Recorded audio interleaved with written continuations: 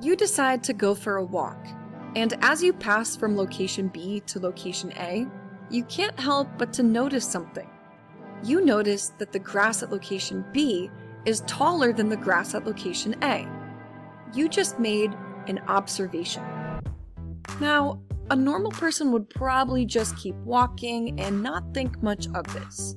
But a scientist begins to ask questions. And the question here is, why? Questions are followed by inferences. An inference is a logical guess based on your background knowledge.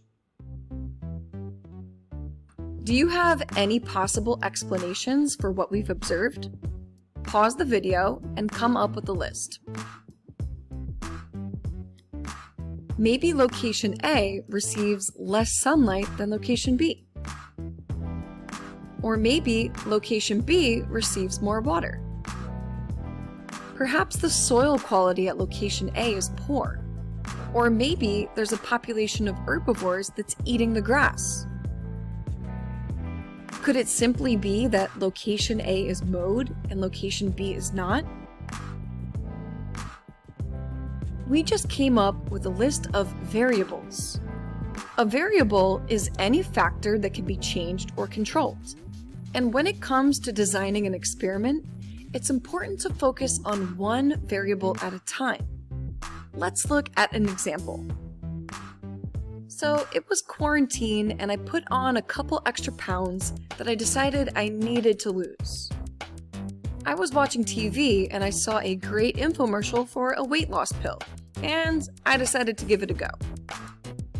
I weighed myself before and I was 150 pounds, but I came up with a plan. I decided that every single day for 3 weeks, I would take the weight loss pill and exercise for 30 minutes. I stuck up with the routine for 3 weeks, I weighed myself after, and I lost 10 pounds. Did the pill help me lose weight? Well, it's hard to say. The pill might have helped me lose weight, or maybe it was just the daily exercise. Or it could have been a combination of both. Because my experiment had 2 variables, both the weight loss pill and the exercise, I don't actually know which one caused the result of weight loss. In a valid scientific experiment, a scientist only changes one variable at a time.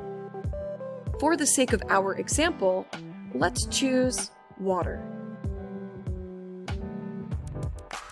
Now we can come up with a very specific scientific question for investigation. We want to know, how does water affect plant growth? Our next step is to come up with a hypothesis and to design a scientific experiment.